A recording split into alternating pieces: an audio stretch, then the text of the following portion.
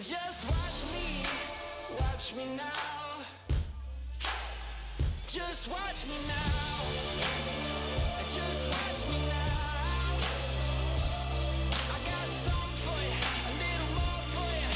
You won't believe your eyes. Just watch me now. Just watch me now. I got something for you, a little more for you. You won't believe your eyes. Just watch me now. Just watch me now.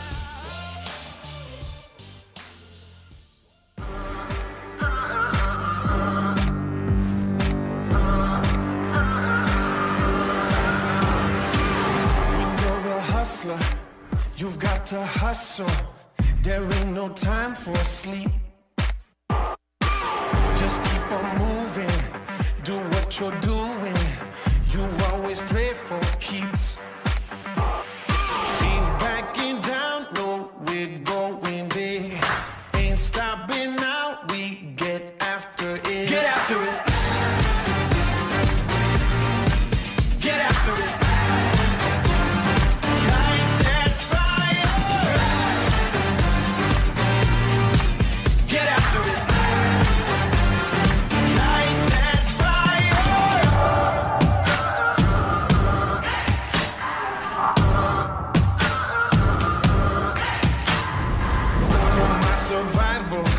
Take down my rival.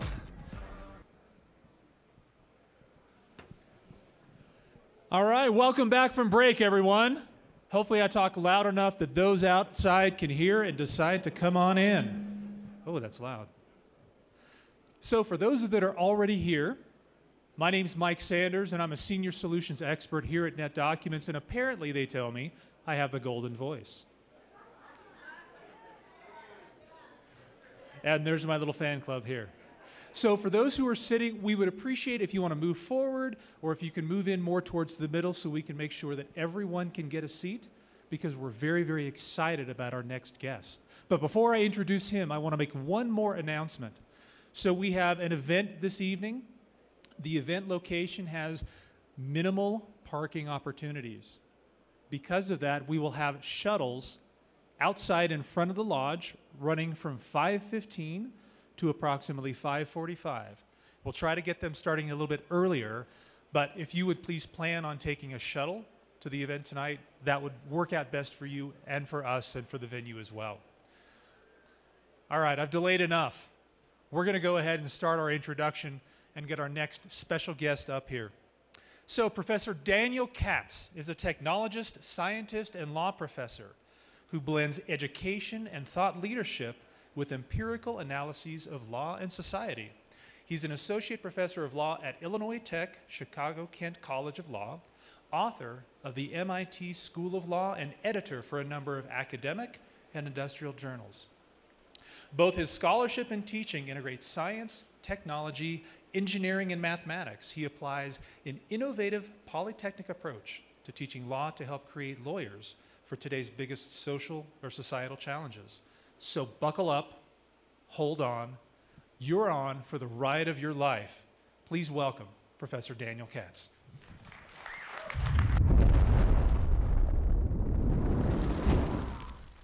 I like the fire, that's nice, that's nice. It's a high production value, that's way too large of a photo.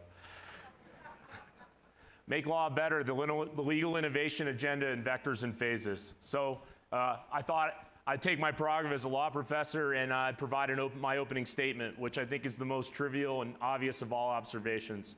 And notwithstanding the submarket or the country in question, the law business is failing to deliver value or commiserate with the cost that we impose. That's like trivially obvious. But there are many reasons for the challenges we face. But if I had to boil it down to the most simple explanation, it's that this is a field that's historically centered upon selling subject matter expertise, typically by the hour, and has not really focused on operational excellence, historically speaking. Now, notwithstanding this critique, it's not all doom and gloom. In fact, there's an increasing number of folks working globally to advance what might be called the legal innovation agenda. So by way of introduction, I thought I'd just go into a little more detail about myself. I'm an academic. I teach at Illinois Institute of Technology, the Chicago-Kent College of Law. I'm also affiliated faculty at Stanford Codex, which is the kind of the intersection of law and computer science at Stanford. I'm a scientist and technologist, so I study the law like as if it was a proper science. And so these are some examples here of that type of work. I'm also a teacher, as was noted. I teach a set of polytechnic courses to law students, and I run a lab group called the Law Lab at Illinois Tech. Beyond that, I'm a consultant and advisor to Fortune 1000 legal departments, AmLaw 200 law firms, legal tech startups. I'm in the legal innovation space as a venture advisor and investor, and I'm an employer also. I have a company, and we have just under 20 people on the team. So I mention all that just so you might be able to orient my commentary. Think, okay, they brought this professor here. He has no material connection to what's actually going on in this space. I just want to say I'm not a spectator in this space. I have skin in the game, and so I just thought I'd say that at the outset because I know what you must be thinking. So today, what I'd like to do is offer my notes from the field. So the legal innovation agenda. When we talk about innovation in law, this is the robot lawyers. This story is like the favorite one the media has, and they can't help but to write, the robot lawyers thesis. And I think the only people really making money here are Shutterstock, right? I mean, every one of those images is a licensed image, and so they're making quite a bit of money selling these by the pound. They particularly love the T1000 there, but there's others in here. So I think we can all take judicial notice of the fact that I could just hit the down arrow for the next 10 minutes and not run out of stories. And I have to do a few more just to make my point, but we'll leave it at that. It's every sort of outlet under the sun. This is probably peak robot lawyer, but you never know the peak till you're past the peak. I could wake up tomorrow and find 10 more stories, and then that'll be the new peak, so we'll have to see. So I guess I just want to say that there's a lot more to this legal innovation conversation besides robot lawyers. I've never actually met a robot lawyer. I'm sure there is one somewhere. But there's a lot more than just legal tech even per se. There's kind of a broader set of legal innovation going on, and legal tech's a material subset of that, but it's hardly everything. So in that spirit, you could break, lawyers love taxonomy, so I could break it into a bunch of different vectors or what have you, but let me give you 6. Market structure and dynamics, productization and scale, process improvement, AI and legal analytics, intelligent monetization, and human capital and culture. So starting with market structure, of course, there's no legal market per se, but a bunch of sub-markets whose dynamics are different, can be differentiated in particular ways. My friend Bill Henderson sort of chunks it out like this. He said, there's a core legal profession that's basically has not grown in a material sense over the last 20 years. What has grown is all the other parts, the legal services industry, and then what might be called the broader legal industry, and that might be where things like legal tech would sit. If you broke this out, if you kind of came in and you were a consultant, you said, let's break down the market structure. What do we have here? Well, we have different types of clients and different types of offerings. So who's the client? Fortune 1000, a mid-cap kind of company, retail and kind of small to medium-sized enterprises, or an A to J. And then what is being sold exactly? A service, a product, or some combination thereof? And you could kind of give a more nuanced treatment for every little sub-market in law, but I guess I would say this. I think I see is that the incumbents are kind of under attack from a bunch of different directions. And it's not like one single disruptor per se, but it's a set of disruptive trends, and some of what I'd like to do is outline what some of those are today. Obviously, firms compete against other firms. That hardly has to be said. But I want to make note and drill in a little bit to what's going on with some of the other competitors that are out there. And these would be 4 of them. These are not the only ones. Big 4, LPOs, legal tech, and the clients themselves. So starting here, been a lot of coverage on this, but the sum of the 10 largest law firms on earth are smaller than Deloitte. In fact, any one of those large accounting firms has more developers than the total headcount at the largest law firm in the world, just in terms of scale. So it's a completely different enterprise. Now, if you're them, you look at this market and you think, there's a lot of margin here. There's a lot of margin. And, if you're, those of you who are running law firms or what have you, think, how am I going to get enough work to keep this thing rolling? I got to get more clients. I got to keep this thing going. What if you had 220,000 people working for you? You're going to look to every adjacent market and you're going to say, can we slide in there? And that's kind of, law looks like and again, at the margins, the difference between what a a big four accounting firm does and what a law firm does is completely like indistinguishable as far as I'm concerned. So yes, I think they do pose an existential threat to law firms, and they've entered obviously other legal markets. Unofficially, they've been practicing law with complete impunity for basically 25, 30 years, but but now they're sort of more officially in the market. They've done deals with some of the tech providers in the space. And then towards the end of last year, PwC set up shop in DC to take advantage of the lawyer lobbyist rule. Basically every other jurisdiction, lawyers and non-lawyers can't share profits, but this in DC has a different rule because that's how lobbyists who aren't lawyers work in lobbying firms with other lawyers.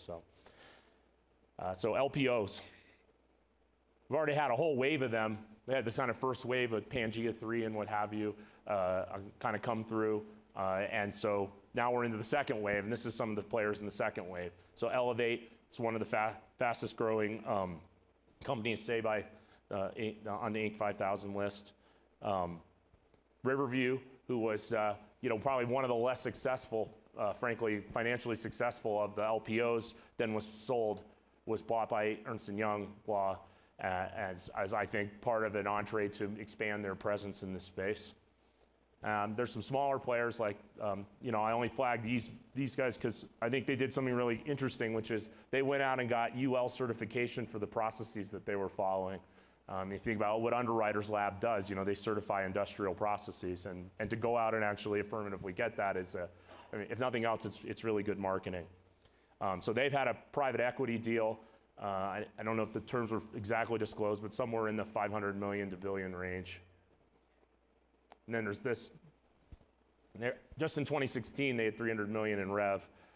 So, I don't know what you'd put on the company. 2,000 employees. Like, if you gave them, they have some tech. So if I was being generous, maybe 2.7 times revenue or something like that. Now, what would a law firm get if it was, if not a lot of recurring revenue, number one. So a lot of episodic and project-based revenue. I don't know. Being generous, 1.4 times revenue or something like that. So this is why there's this interest to get into tech, because it has a lot better multiples associated with it. More on that to come in a moment. But I think people sort of said, hey, Axiom, they do this low-level stuff. They don't touch what we're doing, and kind of, I think they'll kind of, when they took this $73 million derivatives deal away from white shoe law firms in New York, I think people sort of said, oh, okay, well, maybe there's more to it than that. This is their world. Their world, the LPO world, is you sort of start off as a labor arbitrage business and you say, okay, we have cheaper people than we can do. We have cheaper people either domestically or abroad who can do some class of work. And what happens is that labor arbitrage runs out at some point. Can only, somebody else comes in and says, well, we have cheaper people too. Then what do you move on to? Process arbitrage. Well, we have better processes and cheaper labor, and then you get a combo on that. And then that sort of runs out, and then they sort of get into this data technology integration. And I would just say, what's interesting about them is you think, is that their journey? I think that's everyone's journey, actually. It's just they're kind of moving along at a pretty interesting clip because they have a fairly competitive market landscape. Now legal tech, or what was a Let's Dot startup. Obviously now we have a bunch of mature companies even now in the space. But over the past few years, we've seen sheer growth in the number of startups and even venture-backed startups. And there's a variety of different lists out there that you might take a look at. Angel list, it's not a perfect list, but it has, just for your consideration, has about 750 legal companies under legal tech, and again, there's other categories that are sort of like legal tech, like deal tech. I don't know. That's unclear why that's not legal tech, but Stanford Codex has a list, 790 companies on the list. A lot of companies are not on all of the lists. So think of the superset is easily north of 1,000, probably 1,200 or so companies. Like Bob Ambrosi's list is the best list because my company's on this list and not on the others. So this is ground truth, and the others are fake news. So beyond the U.S. and UK, things are starting to really cook. I used to go around and I'd go to events and they were always sort of US, UK centric, but lawyers are lawyers. It's the same business everywhere in the world. The laws are different, but basically the business is completely the same everywhere. So you couldn't have filled out 5 companies not all that long ago in a bunch of these markets, like Spain. Now there's a whole slew of them. Obviously, their whole go-to-market is we nail it in Spain, we nail it and then we take it to the rest of the Latin American market, which is, again, very viable exercise in my view. But it's a lot of countries, and this is all. A lot of these companies have been founded in the last 3 years.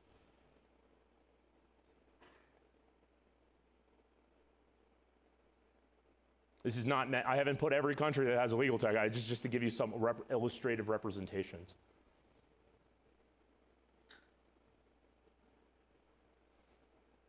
So goes the world. So even though law is a relatively small sector of the economy, we've had some waves of venture funding here. Here's just a few examples. So Judicata is in legal research space. They were founded, some of their founders are from Google Scholar, and they moved into legal research. They were founded or funded by Peter Thiel. He's funded a few companies in this space. I think his background as a lawyer made him interested in the space in ways that he wouldn't otherwise be. They're probably the most well-known legal technology startup and been, kind of very effective at, Andrew Ruda did an actual TED Talk, not like the TEDx stuff, like the real TED. So, this legal tech superstar. Here's another company. I'm not here to say, let me just say this right now. A bunch of these companies, in my view, took too much money, but that happens all the time in Silicon Valley. So some of them are heading for a down round. It's not that they have a bad idea, they have a good idea, but they just, the question is, how do you repay these amounts of money? What's the return got to look like for this to be sensible? Like, they took too little money, in my opinion. But hey, I'm just sitting here in the cheap seats, right? They took, I like this company. It's small. The amount of money they took is reasonable given the problem space. Court IT is the, not exactly the pinnacle of all information technology out there. So it's an area where real work can be done. And then there's some of the more well-known providers in the space who've done, doing the whole, trying to work on the whole back office is that these numbers seem pretty reasonable to me. So too here. So we've had some failed companies as well. I don't think we've had any more failures in legal tech than we would have in if you went to other sectors of the economy. I don't think there's any material difference in terms of, it's a high risk, high return exercise in startup land. We've also had some exits. So Lex Machina exited to Lexis, Ravel exited to Lexis. Pangea 3 was bought by Thomson Reuters. Raven was bought by iManage. Modria, which was doing, I'll talk a little bit more about them later, but they do the dispute resolution module for eBay and PayPal. 400 million disputes solved online. Tyler Tech is the largest court IT company out there. About 2/3 of courts in the United States are run on, and many others in the world are run on Tyler's technology. So dispute resolution, company marries up with the people doing court IT. You can see there's a logical marriage there. And then there's been some others, Avo, acquired by Internet Brands. I think collectively, these entities have done the lion's share of R&D in legal, the lion's share. That may be changing, but there's still plenty to play for. And even in just the last few months, we've had a whole other sort of round of relatively large amounts of funding going out there. Like these folks got 10 million. This company was incubated by A&O and was just straight sold to Facebook. DocuSign. I think DocuSign's amazing, They make $7 billion on signatures. That tells you something about the state of play right now. You can build a multi-billion-dollar company on signatures. That's the state of affairs. So logically you start thinking, what about the rest of the content of the document? Maybe there's something useful in there. A lot of effort is being spent on those. Perhaps that would be a logical thing. And we already have all these relationships because, DocuSign is, this is probably the most commonly used platform for signatures. So, a marriage with somebody like Seal is a logical sort of thing, in my view. One of their competitors, Kira, 50 million, Series A. It's a lot of money. This seems like way too little money. If you win in retail, it's worth a lot more than $2 billion, but there's a sort of a regulator waiting around every corner for them. But I always say, the state bars cannot sue sue effectively LegalZoom, how the hell are they ever going to go after Deloitte for UPL? It's not likely to happen. I have literally no idea what this is about. I have no idea how, I mean, I know the person who did it, but I have no idea why that's a $65 million thing. It's just like, if the guy who did this already has a $1 billion success, and I think that you get a halo sometimes out in the valley, and then you come with an idea, and it's not a crazy idea, and then you're able to get a kind of amount that I can't rationalize myself. But I may live to regret having said that. I probably will, but there it is. I've gone and done it. See you on Twitter for that. It's not an invitation, just I'm expecting it.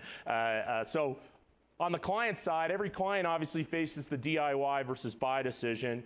So, you know, for the firms in the room, it's a lot cheaper to hire a full-time employee than to hire a consultant, right? To the extent they meet some certain type of criteria. So my friend Bill Henderson sort of been kind of trying to track this. You know, most of the growth in headcount in law has been in the in-house space. It's very logical. Any of you ever taken a turn in there, you sort of look at, you're like, well, wait a minute.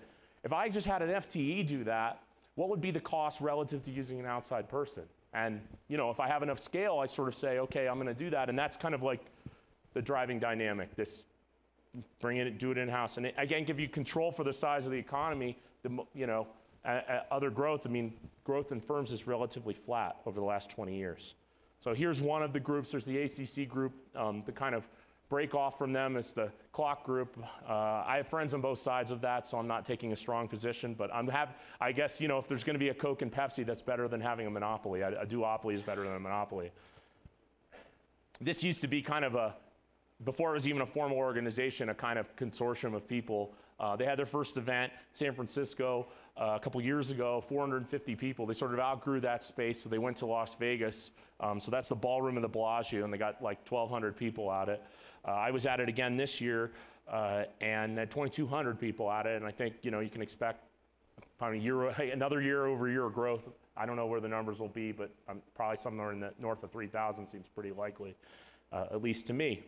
And the gambit there spans everything to like, could we ever put somebody on a budget to like relatively sophisticated things? So it's like the whole spectrum is sort of represented there. But I think, you know, it's information sharing between people who are in these sort of legal operations role. And this is a growth area in our space. You know, like in corporate America, most divisions in a company would have an operations lead, and then the COO is kind of the chief over all the operations leads in each of the units. Well, legal historically didn't have that, you know, because of our exceptionalism, but turns out that has, you know, people have put that under some level of scrutiny, and a lot of gains to be had by putting this operations person ideally has a business sort of background and orientation, but knows the legal industry to a reasonable extent, so that they can make, you know, kind of reasonable business decisions, but understanding what it is they're trading off.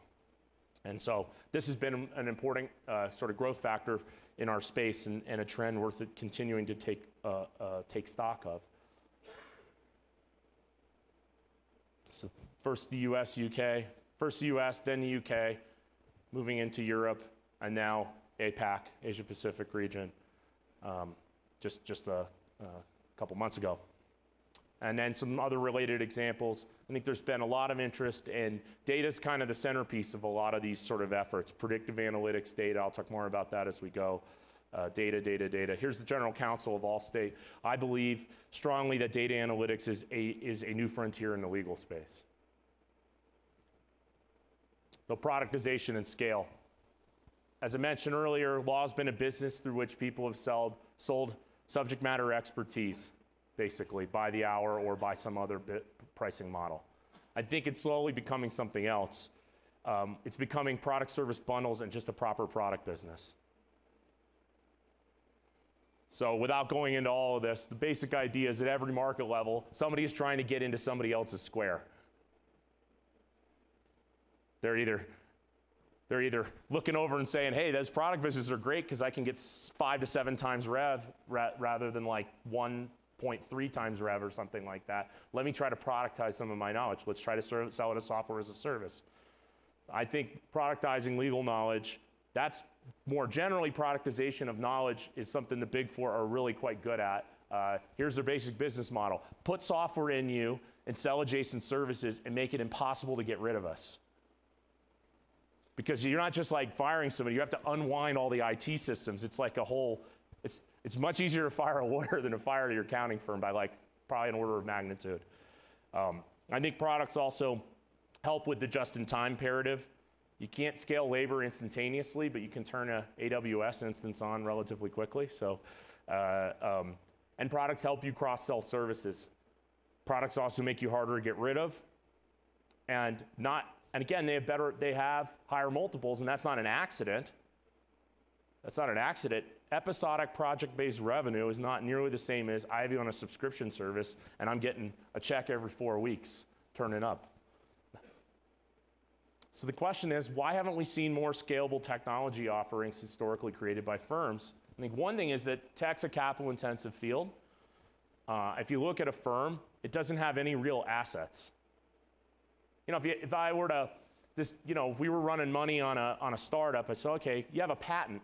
We can use that asset to try to back you and get you some money, you know, on a seed or Series A round. What's the asset going to be in this context? This is one of the problems. And then cash accounting.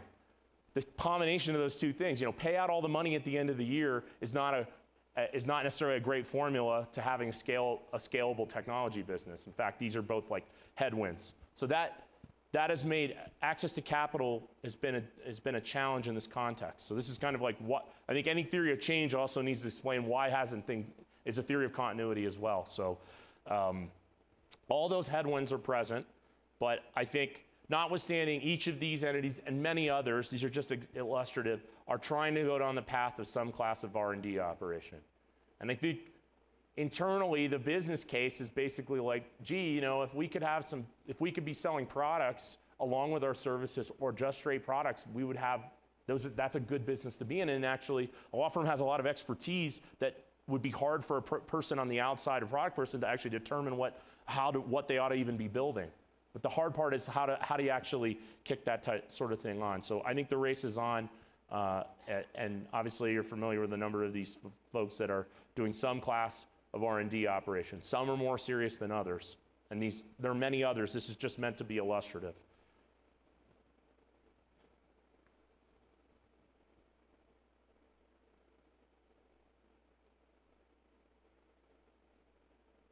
And some have gone in the direction of creating their own capital fund. I'm involved with this one. And there's several others. Again, there are more than I'm putting up there, but just to give you an example. So there are other scalability problems in other markets, but the enterprise space particularly, it's challenging. Process improvement, or what might be called the industrialization of the artisan. Across the economy, there are many efforts to take an artisanal process and convert it into industrial process. Now, there are efforts to do the opposite, right? An industrial turned into an artisanal, that's like a hipster does. You know, you go to a coffee place and they're like doing like, you know, latte art and all of that. That's saying we don't want an industrial process, we want an artisanal process. But I think most of the things are going the one direction. Is we look at a process that's artisanal and think, gee, it'd be nice if we could scale. We can't scale the artisanal person's time and effort. We have to have a way to kind of do that in an industrial manner. But the key in doing that is you want to keep the things that are valuable about the thing in the first place. If you just purely industrialize it, it sort of lacks the same character and you don't get the same sort of return. So it's a delicate balance, but that's kind of the nature of the beast. So my friend Kim Craig sort of has this out here. She says, well, here's 3 processes. Process as we think it is, process as it actually is, and a process as it should be. And where as it should be is, if the client or customer were to say, understand what you did, would they actually pay you money for it? I recently met with the general counsel of a large publicly traded company who had reduced their legal expenditures by 50% over 10 years using Lean, which is one of the process improvement methodologies. You know, he told me, look, I was in a meeting with executives, and they're going around the room and talking about, you know, their process improvement efforts and their process maps, and they got to me, and I was like, I'm gonna get fired like this, I'm gonna get fired today. Okay, gonna go.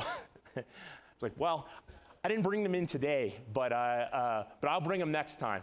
And basically went back and got to work on trying to do with the rest of the business. It was a manufacturing company like business, so that the company was run under these principles, and it was just like, well, how do I translate that into like what we do here in La La Land? And he said, I wasn't like a believer coming into this. I just saw what they did. I thought, gee, I got to get in line with them. And then the more I got into it, I thought, no, this does apply to what we do, and it just kind of went from there. So. So my view is Lean, Six Sigma, there are material differences between these two process improvement methodologies. Either methodology is better than no methodology. And I think every subsector in law can be improved using these techniques.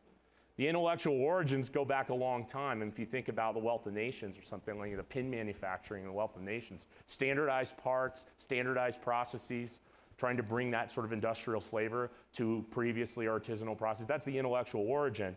The kind of more modern representation of that would be like somebody like Henry Ford, who obviously drastically reduced the cost of manufacturing an automobile through standardized parts and standardized processes. Toyota sort of picks that up in the 1960s and 70s and says, how can we compete with the big three automobile manufacturers? And they developed a kind of methodology to try to go from what they were in the 60s and 70s, which was like a nothing brand, like a joke of a brand. People used to make fun. They made fun of the cars because they were inferior products at one time. Then they weren't anymore. They're Toyota, it changes year to year, but is among the largest automobile manufacturers in the world, obviously. So then people say, well, listen, I get that. That makes sense when you're manufacturing objects, but what about white collar work? And so like Womack and Jones that book up there is a book about sort of how do you take this stuff to other areas like law, finance, accounting, medicine, and ... High level idea. We have a lot of high volatility processes. Too much work to do, not enough work to do, too much work to do, not enough work to do, too much work to do, not enough work to do. And you think, if there's always too much work to do, then hire more people. Like, it's one or the other, like if there's always too much, in other words, if you have too much inbound work from your clients, great, that's great news, congratulations. But if it's this is why people leave the profession, because we ask them, because we don't have great processes, and then we ask them to do these Herculean things that get shoved them on the last minute when it didn't have to be that way. And look, there are instances where it does. And you might say, well, I don't control the counterparty. I can't control everything that they do. Agreed. So it's not going to be a flat line, but it's going from this to this. That's the goal. And what you're left with is a very useful artifact, a process map. And what can it do? It can increase response times and increase margins on work and help you predict resource loads, meaning getting people, don't have them do these insane troughs and peaks and valleys, and help you coordinate across stakeholders. And I think like for people in senior positions, it's like, well, what you want to say is, the process map is your first place to ask. If you have a question, start with a map. If it's not reflected there or you need to fill that in, then come to me, but you're basically taking your institutional knowledge that's locked up. These maps are in people's minds, but they're nowhere to be seen. How do you distribute that information across a lot of stakeholders? It's hard to do. So that, if for no other reason, just to do the coordination across people, it's helpful to have an artifact that says, this is how we do the work. So I'm happy to have a chance to have co-taught at this class, done it a couple of times where we're teaching this as part of a league. Like, we think this is part of what it means to be a lawyer in the 21st century. Now, there are people who just sort of intuitively do this stuff in the law business, but most people don't. But the point is, there are methodologies out there, and we can actually do this stuff better, and we can learn from other fields and other disciplines who've already gone down the path. And that's true of a lot of things. So a lot of writing about this. I'll leave it at that. I'm just trying to paint with broad strokes. Harvard Law School has a new magazine called The Practice, and it's focused on the practice of law and what's going on. And it did an article about Lean and how it might be applied fruitfully here in law. So AI and legal analytics. This is a topic which I'm often called to comment upon, and which I could offer a full-fledged presentation at another time. There's one online for your dining pleasure, AI and Law 6-part primer. I'll give you the high level. AI is obviously a very broad field, much of which is not really relevant to the work that lawyers do. Like computer vision is really good if you're building a driverless car. It's not super clear why it would be useful here. You could tell me some discrete use case where it might make sense, but like largely not useful here. So it's a big field. I would sort of say these are the ones that are most germane. Machine learning, NLP, natural language processing, and expert systems. Those are the kind of probably most relevant. So starting with expert systems, and I'll get to ML and NLP in a second. Starting with expert systems. So among other things, Richard Susskind's probably the most famous futurist, legal futurist in the world. And why he has permanent technical credibility, there's a lot of futurists who basically haven't ever done anything. He's done something. He built the first expert system in law in the 1980s. And this is a talk that he gave at an event I ran a few years ago where he talked about kind of like what were the successes there, but why didn't it really take off? Why didn't it really take off? Because he sort of, when they were sitting there building that first thing, he thought, this is going to change everything. And like, why didn't it? And I think he sort of said, it's the past, present, and future. He said, well, why didn't that work? Where are we at today? And what's sort of plausibly on the horizon? But he built, this is a statute in the UK that they built an expert system for. And what's an expert system high level? It's if this, then this, if this, then this, if this, then this, a big tree in the backdrop. And to the extent you have problems that can be represented in a bound space, then it's a reasonable thing to do. A lot of problems in law don't really work. The expert systems don't work. And the rest of the economy, it really hasn't worked very well either. But there are counterexamples, so I'll give you a few. Core idea is to encode the rules that govern some decision-making process and turn that into software. There are problems it makes sense for. There's a lot that it doesn't. This is the most commercially successful expert system of all time. TurboTax. There's slight competitors to them, but they're the biggest player in the space. About 30 million users, $199, 30 million users. It's a pretty good business, right? So what do? They take the tax code and turn it into a set of structured questions that it's not for the fanciest tax return in the universe. It's for retail and kind of small to medium-sized enterprise space. They are trying to climb the value chain, but lower complexity problems, if you will. But it's a nice thing. Tax code might get more complex, but the lived experience is actually quite a bit better because you just answer these questions, and based on your answers, your forms are getting filled in. And you don't really have to know all the details of the law necessarily. So I think that's a great success for expert systems. Neota is a company that's helping build drag and drop expert systems, helping you do that. In other words, build them without having to actually know how to program, which is a barrier to entry in a lot of these instances because you think, if it's required that I got to know all this stuff about law and program, that's you're getting in unicorn territory relatively quickly there. This was developed at Chicago Camp long before I got there, but it's worth making mention of. It was developed by a gentleman named Ron Stout and the CALI, which is a consortium of law schools and legal educators. It's a expert system software, authoring software for legal aid. So it's been a very successful thing. Almost like over now 4 million people have used this software. So it's very simple things in law. Things that we would think are, this is mostly an enterprise group here. This is in the A to J space. This is like relatively simple legal process, but the people doing the work, people trying to go through this process, it might as well be doing an M&A deal as far as they're concerned. So this is kind of like one little glimmer on the side of expert systems, which is chatbots. Chatbots like a modern front end for an expert system. And I like it because it's a backdoor data collection exercise. Like the problem we have is a lot of times all the ways people would write a question in natural language, it's hard to see, hard to like, oh, what do they mean when they say that? Having a way to collect that at scale, that's a good thing. Chatbots might be the salvation. So the other half is data-driven AI. You could write down the rules governing a process. The challenge with that is, like, you could not build a driverless car on expert systems technology. If you had to write down the rules of driving, think about you're following rules and principles. You'd be sitting at the desk for the rest of your natural life and many natural lives. The way we got a driverless car is just watch people drive. Watch lots and lots and lots of people drive. And we learn some rules from that about driving, but the data teaches us the rules. It's not we write down the rules. You get the rules from people's behavior. It's a much more effective approach. That's going to take you into the world of machine learning, and then natural language processing is particularly important for our field because this is a very, language is the coin of the realm here in law. So what's natural language processing? If you're not familiar, it's the statistical representation of language. which we want to be able to do because this is such a language-centric field. And the goal is to predict something, to forecast something. And if you think about it, lawyers are called upon to make forecasts every single day, predict some class of outcomes. Let me just give you a few as examples, just a few use cases.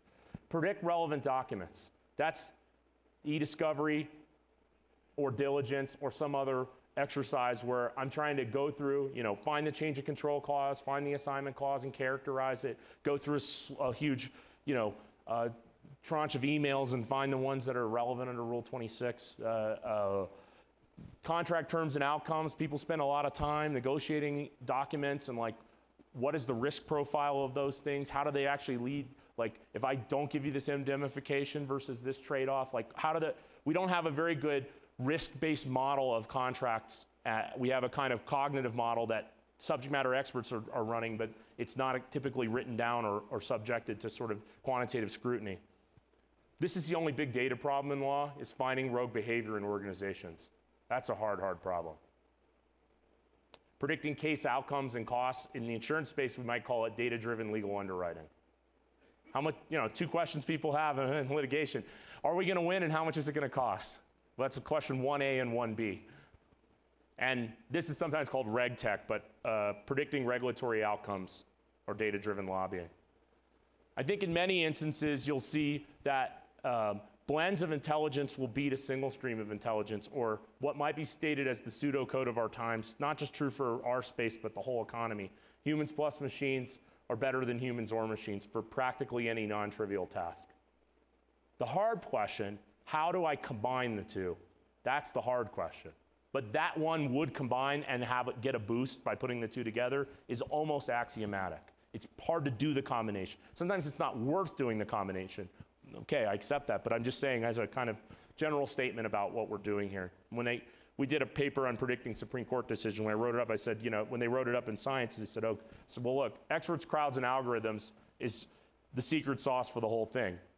The sauce is in how you combine experts, crowds, and algorithms. If you were running a trading desk, and you were going to try to predict oil, where oil is going to be one day or one quarter from now, or whether interest rates are going up or down, you're going to use experts, crowds, and algorithms. That's if you're running money professionally. So too here. So quick pass on how this work is done. You should think of it this way. I think people want a lot of products in this space. We're not really mostly not ready for products. We have an AI tool suite. You've got some sort of data scientist, and you've got some subject matter expert, and it's the interaction between those three. Think of it this way. An AI module is, you can get it, most products are trying to trade on this side of things. The problem is you can make major improvements on problems if you have a data science team that can tune it. And again, don't take my word for it. Look what they do in financial services. They do this, but they always have that because they know they're trying to juice it through using people who can turn the dials from a data science perspective. Otherwise, this stuff has to work out of the box or work with some configuration, but you're just switching problems enough that you can make huge gains there. So a structure of a team that really wants to do legal AI has got to kind of encompass these three elements, as I see it. What we have in law is a lot of SMEs. We're not short on that. We're starting to get some AI toolkits out there. This is pretty light right now, the data science piece of this. So kind of like, what would one of these models look like? Well, one of the issues is we have data strewn all over the place. Matter management systems, outside sources, financial systems, external dockets. It's just like, theoretically the data is all available, but it's like strewn all over the place. So a lot of what goes on is these structuring exercises to collect it all so you could actually do the analysis. And I think the analysis part, it's not trivial, but that's the easier part than collecting it all and kind of getting it, all that pre-processing stage. So just to kind of let you look what that might look like. So think of it this way. All the stuff coming in, some sort of synthesis, some sort of front end.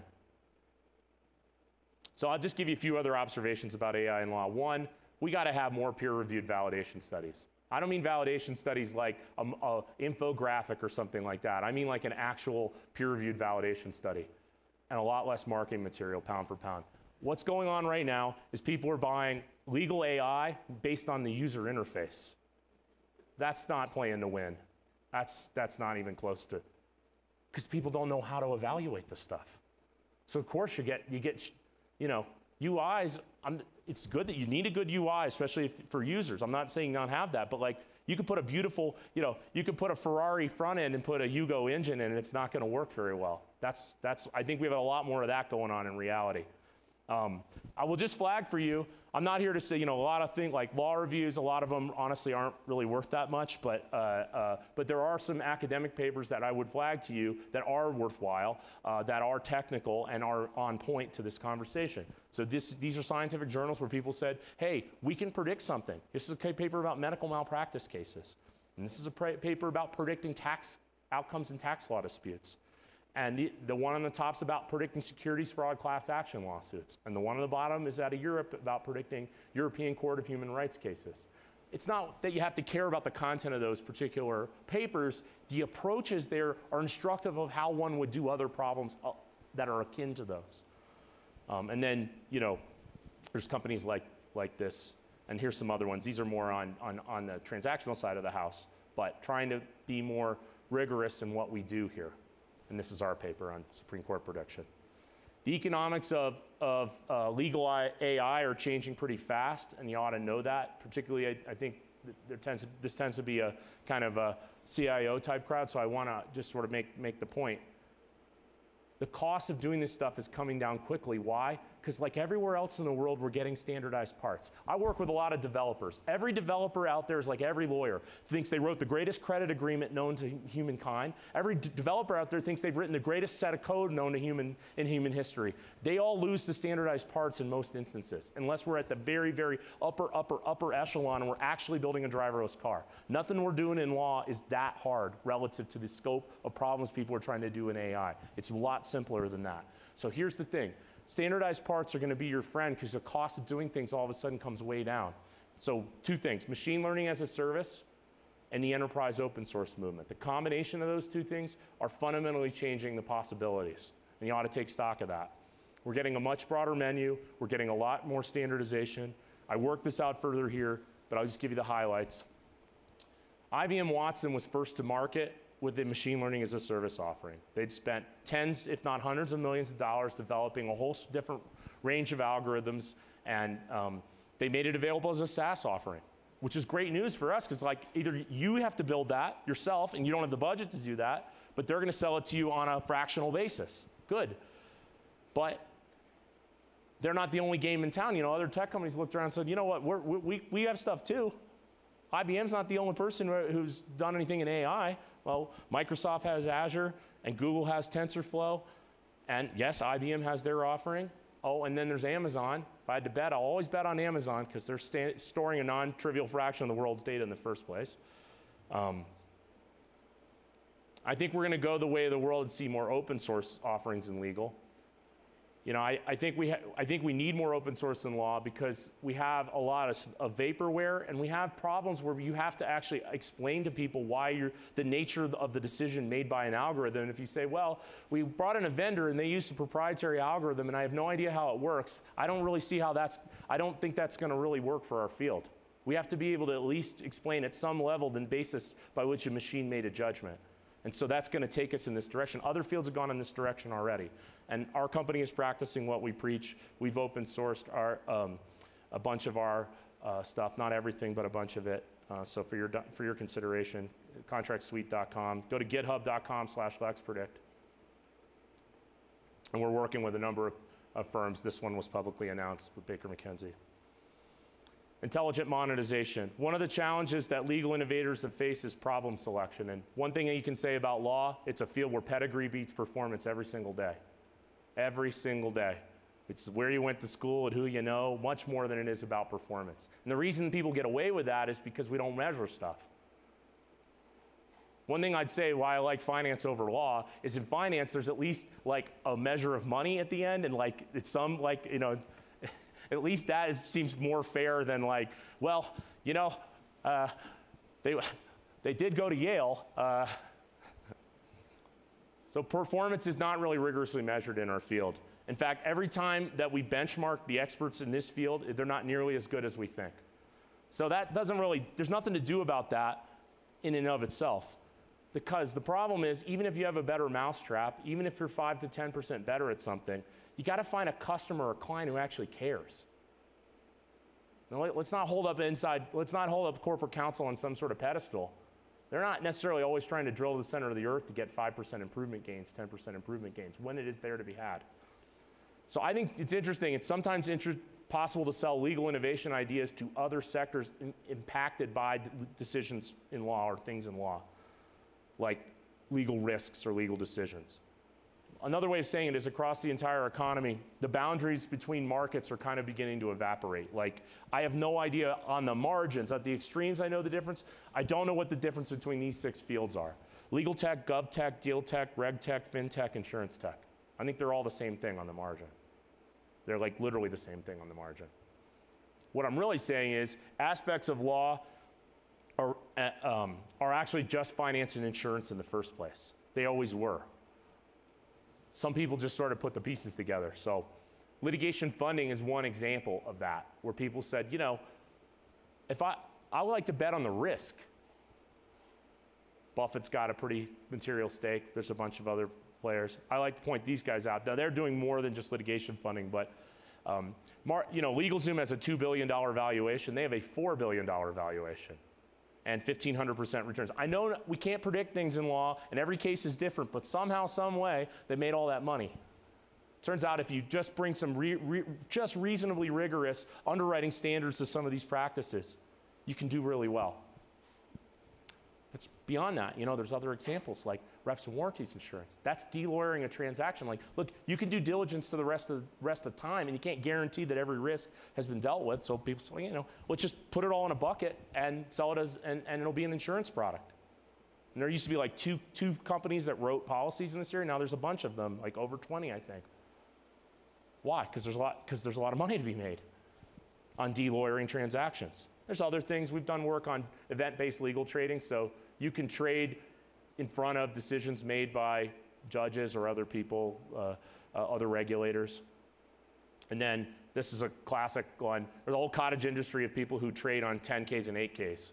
So next time you draft one of those, just remember, you need a defense against the dark arts teacher badly. You need somebody who can prevent a bunch of quants from coming in there and trying to pick you apart and then short the stock.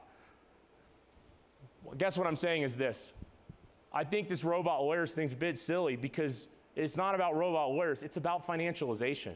Because the second you start being able to predict stuff, you start saying, where's the most money to be made? It's on the underlying risk that's at stake, not the process by which we currently manage it. So I call this idea fin legal tech, or it's the intersection of fintech, financial technology, and legal technology. So human capital and culture. This is the demographic reality. We're going to have the largest generational transfer in human history, and this is a challenge for every organization, far beyond law. You know, if you're an executive and sort of person in the C-suite, thinking, I got a lot of expertise that's walking out the door, and I'm not sure what, like, if the folks behind them, I need continuity in my organizations. So if people don't even care about tech or mapping their processes, but for any other reason, it's like, well, let's just try to build institutional continuity. And that alone is a pretty good reason to try to have more rigorous processes.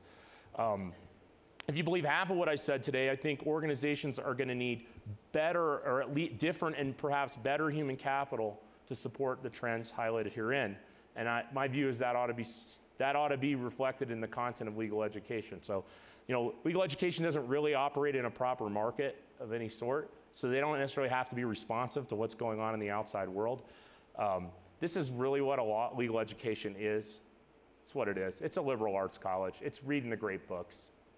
This is what it might become, or at least this ought to be an offering in the space. That's our view.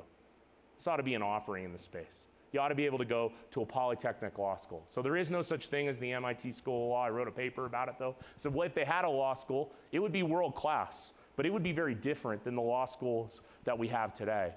So one of the I teach at IIT, which is Illinois Institute of Technology, which is one of the few law schools that's actually linked to a technology university. And we try to, you know, we're playing the cards we have. So we're going, you know, tech is, you know, we're not going to try to out humanities Yale or something like that. We're going to out tech them, which is relatively easy to do. So that's my vision of what legal education could be. I'm not the only person who cares about me. Somebody who's got a lot more status, the now former dean of Northwestern Law School and the Dean of Engineering at Northwestern. Law and engineering should share the same curriculum. Okay? Just flag this for you. You know, people in STEM, you think, why would I want to be a lawyer? Why would I want to be a lawyer? Of all the things I could do with this knowledge, why in the world would I want to have anything to do with law or the legal industry or anything? It's like all these other problems I could work on in all the world. Why this? So even here, they're having to make some concessions because people say, well, wait, well, why would I do this? There's like all these other things I could do. Why would I do this? So with that understanding of the kind of like current inputs, dynamics, and constraints, I want to just go to close. I want to go a little bit further over the horizon. I think everything I said isn't the legal future. It's the legal present. So I think we've been on a journey from chaos, a journey that's still to be completed, but an arc from chaos and complexity to reinvention. So I taught this class, blockchain law class, last winter. I'll be doing it again in winter semester. And I started trying to provide an orientation of what's going on. Why is crypto interesting beyond cryptocurrency? So, you know, we've been on this path from hunter-gatherer societies to a highly complex global economic order over a 5,000-year period. And if you looked at all of economic history and you boiled it down, you could just say it's been an effort to scale trust and lower transaction costs. And I won't go through all of these, but these are different innovations which have done one or both of those things, like the Code of Hammurabi. Yeah, you might not like the content of the code, but having a written down set of laws rather than a totally arbitrary set of laws. Merchant law, the corporation, the origins of modern insurance at Lloyd's of London. Those are all kind of things that happen over that 5,000-year period. If you were to divide up, though, the most recent 150 years, I think you could break it out like this. We've had these three eras. We had an analog era, a digital era, and we're really now in the computational era. And what's interesting is each era sort of layers on what came before. So sometimes something developed, say, in the digital era wasn't as useful until something happened, say, in the computational era that fuses with that and makes even that original invention pretty compelling. The World Economic Forum calls the period we've just entered the fourth industrial revolution. And what they mean is that we're really trying to get past just computerization and automation and moving into cyber physical systems. Now, I would call it a computational age because I've had this blog since 2009 so I'm pot committed at this point. But you can set it as your homepage if you want to. So if you looked at kind of these three eras, the internet is the sort of defining feature of the digital era, but there are other things. If you look at this new computational era, it's the combination of these three things and others: AI, crypto infrastructure, and the Internet of Things. Note, I didn't say cryptocurrency, crypto infrastructure. And I think these map reasonably well into the phases of legal innovation: analog, digital, computational. So analog is chaos and complexity, digital is process and predictability, and computational era is actually about reinvention and proper value creation. So I want to give you some examples on the path to reinvention. First, let's talk about contracts and transactions. This is what it really still looks like for people in our space. Look familiar? That's chaos and complexity. That's our inability to deal with increasing complexity. We built some tools, we lightly digitize things, but we didn't really put process and predictability. This would look like, this is just putting a basic industrial process on, say, a contract management function. This is a mock of something we did for a corporate legal department, but just like being able to say what our cycle times are, our distribution of agreements. This isn't a genius thing, but if you don't have it and you do get it, it's actually a pretty big improvement in your circumstances if you're trying to run the function. That's not really reinvention, though. You didn't really reinvent anything. All you did is just try to put some process and predictability on things. Again, I'm not downgrading it. If you don't have that, that's like a big difference in your world. So I want to give you an example of reinvention, and I'm going to talk about the intersection between insurance and blockchain. And I want to take you specifically to crop insurance. So historically, crop insurance contracts have been indexed to yields, like how much grain did you get would you get normally, and what did you get because, say, a drought happened, and then you get some factor of the difference to all the way up to all. The alternative is to index it to weather and to develop But when you start doing that, you start saying, you know, I need a way to adjudicate what actually happened. What was the temperature? And I want to show you the three pieces here. Internet of Things, artificial intelligence, and crypto infrastructure. So we might have raw sensor data that's collected from physical sensors or drones that's pre-processed and served up and stored on a trusted ledger. Could be a public or private ledger. One of these, you know, IBM did not buy the Weather Channel because they were interested in the 87th most popular channel on cable, right? It's a data play. Weather data is very useful for a lot of applications. So we're going to have these Frankenstein contracts where you have a computational representation and a natural language representation. The computational representation is we need to instantiate what a drought actually is. That could be programmed into a bot that can check a trusted source to say that's actually a drought. And when that happens, by the way, there'll be a whole audit trail there. It pushes to some person, it doesn't have to be a driverless car, who says, okay, pay on the contract. What we have now is they send out adjusters and people hide grain and there's all this fraud in the system. It's a particularly bad. So don't worry about the content of the example. I want to see when you combine these different technologies, we can solve for the underlying problem, which is we have a high friction exercise going on right now, and we can lower the friction and we can adjudicate. They call these things oracles, right? But so some early examples. This stuff's still pretty nascent from La La Land, but there's been a lot of interest in these topics. I think not because of cryptocurrency, but because, I mean, that's interesting in its own right, but trying to build smart contracts, computable contracts and what have you.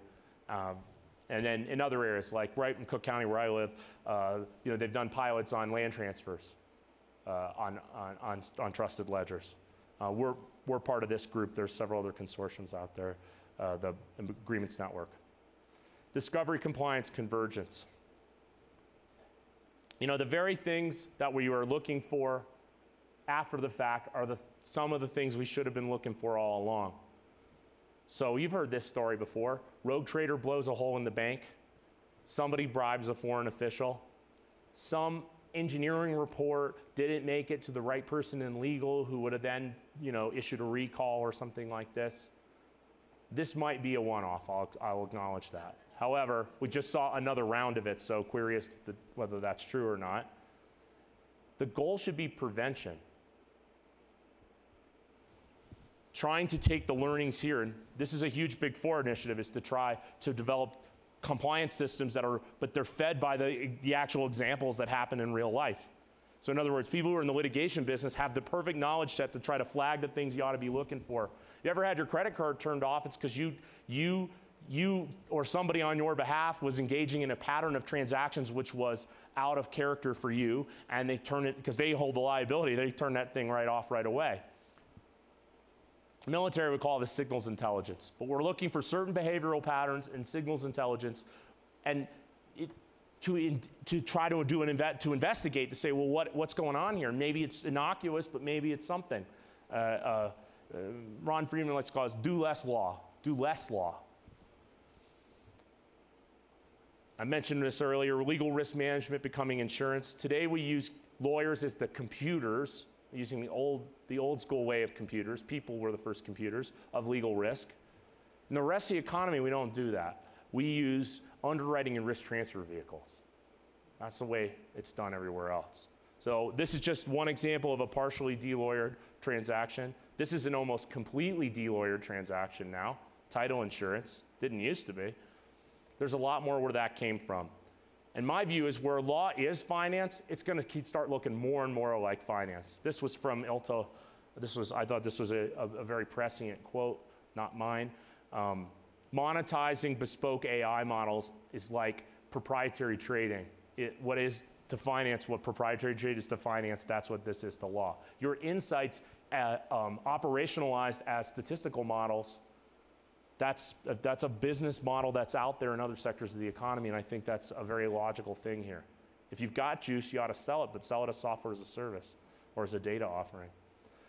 I think we're seeing a rise of legal platforms. I think the law firm actually is the original platform in law, but now people are trying to do like Uber for lawyers. That's like a platform play. On the tech side of the business, there's also quite a bit of movement towards platform offerings. So HiQ's got an AI hub. Fastcase has a AI sandbox. This was just announced. A bunch of firms have gotten together to try to have some sort of a consortium, but kind of this idea of building an app store.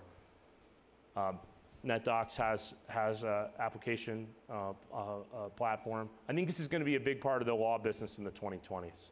Part of how we're going to productize this stuff is, one of the challenges you have as a buyer is, and I think is, and as I'm a person who sells, is the cost of sale is really high, and the cost for you to adjudicate what is true is high, and we need a way to lower the costs on both sides, and that is going to push people towards platforms.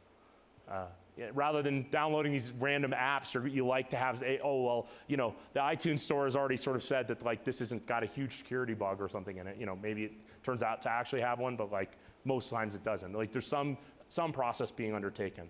So I'll leave you with this as the last example that's a little further away. Sometimes people say, you know what you can't replace, Dan? You can't replace that face-to-face interaction between people. That's not going away. And first of all, I just say, why do we just draw these lines and tell everybody's going to tell, like all you're going to, all I do these line drawing too. It's like all you end up doing is being wrong sometimes. So one question is, why do I have to go to court? Why do I even go to court? Can we have a more scalable version of the justice system? And then you look over here what they did. Now these are low dollar items. Like you get in a dispute on eBay, you're not going to small claims court with somebody who's like in 5 states away. But you do need a way to solve that. And so what I view that they did is they built their own legal system, but one that was scale appropriate to these small transactions. E-commerce cannot happen without a dispute resolution process. It's a big deal. 400 million disputes solved online. Can we use Vastly to deliver different alternative delivery models? First, we'll get chatbots, and then we might get something else, something more fundamental. The US military has been exploring virtual therapy. I think he's just thinking like, maybe I shouldn't say we'll never have anything other than face-to-face interaction. I don't know if that's a robot lawyer, but it's the closest thing I've ever seen to a robot lawyer is something like this. So this could be a delivery model of the future. So this is my closing argument. Legal innovation is a 5,000-year-old field. I think we got a little stalled out somewhere along the way, but things are getting back on track, and I'm very bullish on the future. Not particularly because I'm an optimist, but because of all these trends that I see in play and the opportunities that lie ahead. So to the legal innovators, I'd say stay the course. The legal innovation agenda is global, is growing, and it's slowly winning. I'm Dan Katz, Illinois Institute of Technology, Chicago-Kent College of Law. This is my company, LexPredict. This is my lab group, the Law Lab at Illinois Tech. Affiliated faculty, Stanford Codex. This is my blog, Computational Legal Studies. Hit me up on Twitter, @computational on Twitter. Join me and 2 billion Russian bots. I'll see you there. Thank you very much for your attention. Okay. Ladies and gentlemen, lunch is served in the place where you had breakfast, and breakout sessions start at 1:30 this afternoon.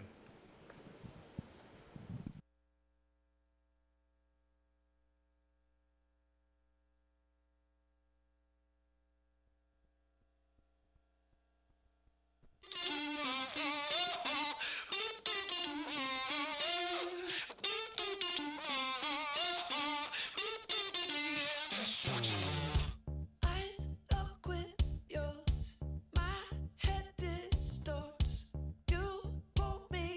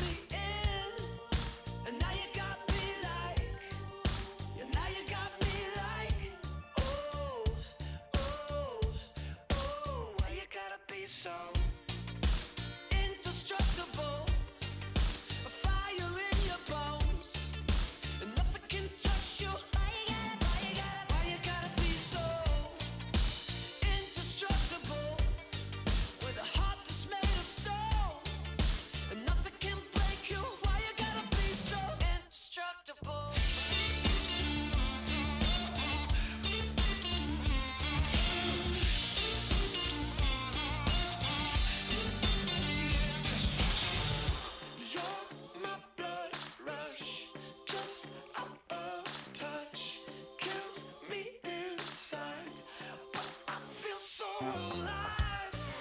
And now you got me like, and now you got me like, flashing like a red light. But you know I'm gonna keep trying. Why you gotta be so indestructible? Fire in your bones, and nothing can touch you. Why you gotta be so indestructible? With a heart that's made of stone, and nothing can break you. Why you gotta be so indestructible?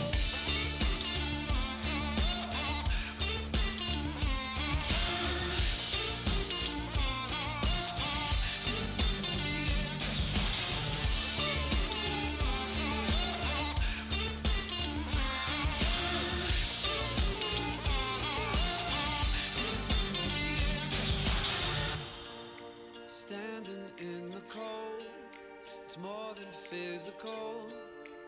I don't wanna let you go. I don't wanna let you go. Standing in the cold, it's more than physical. I don't wanna let you go.